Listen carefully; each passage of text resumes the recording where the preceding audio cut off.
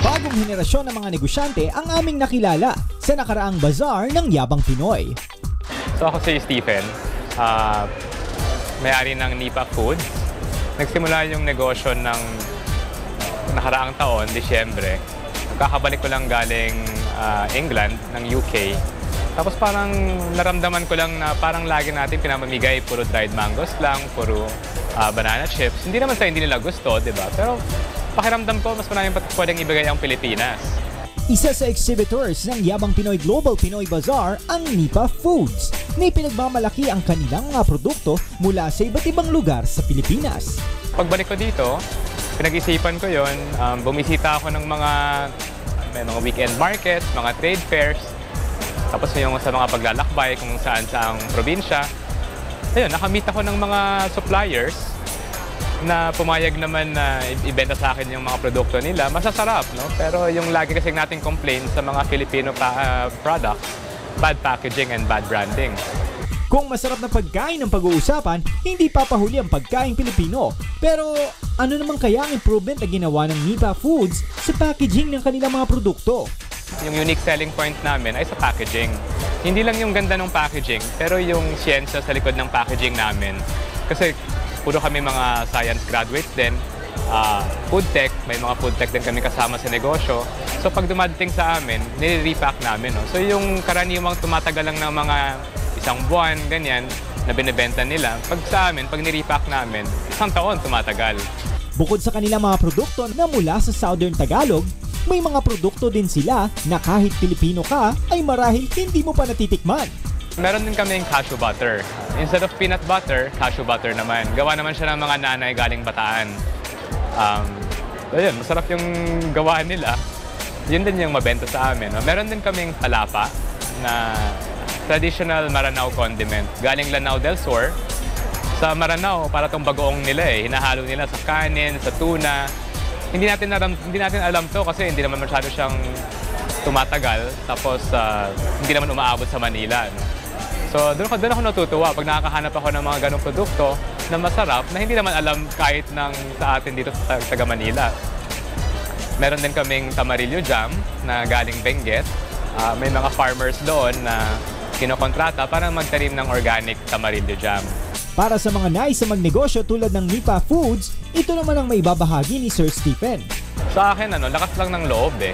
Huwag kang mahiyang lumapit sa mga tao. No? Kasi lalo na sa mga batang negosyante, magugulat ka na lang kung gaano karaming tao ang gustong tumulong eh. Lalo na yung mga mas may experience niya na mga negosyante, mas matanda, mas successful na.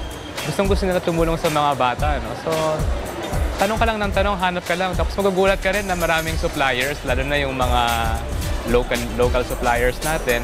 Talagang masisigasig, no? At very willing silang magbigay ng tulong, ibenta yung product sa inyo at sa reasonable na prices. So inaanyayahan ko ang mga interesado sa aming produkto, pwedeng customer or pwedeng mga potential na supplier na galing sa mga probinsya na may masarap na produkto na gusto nyong tulungan namin kayong i-market yung products ninyo. Kontakin kami sa 0927-393-6968 or mag-log on sa Facebook, Nipa Foods. Sa website namin, nipafoods.com or sa Instagram, Nipa Foods. Thank you. Negosyante in their 20s ang exhibitors na nakilala namin dito sa event ng Yabang Pinoy. Yung business naman kasi nagsimula sa accessories, yung pangalan niya Fellow. Tapos before, ako lang yun.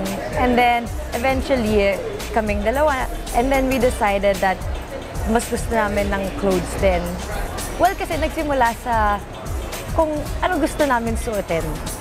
So, kinuha namin yung mga gusto namin, tapos pinagawa, tapos chinek, oy, okay ito, palit-palit ng measurement. Tapos from there, nag-expand. From shorts to polos. And then we have mga line-up stuff for the next few months na mga articles of clothing.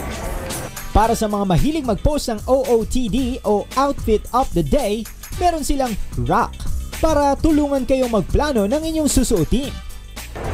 Well, yung outfit planner, we conceptualized it based on yung how we want yung clothing to come out sa parang everyday gising ka, parang kung ayaw mo magplano ng ng outfit mo for the day, hang mo lang the night before and you can see yung Yung pwede look niya. Yeah, yung look for the day. So, yun. We put shelves for yung mga accessories, for shoes actually, for shorts at yung pang shirt. So, parang laid out na siya. And it's Kung baga parang OOTD na nakahang, Oo, di ba? oo.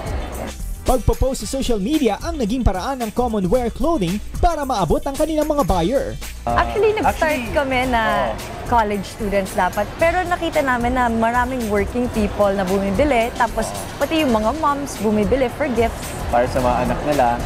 So, na-surprise din kami doon at natuwa din kami na ganun yung reception sa amin. So, as long as people like our brand, nagaganahan kami to do what we do.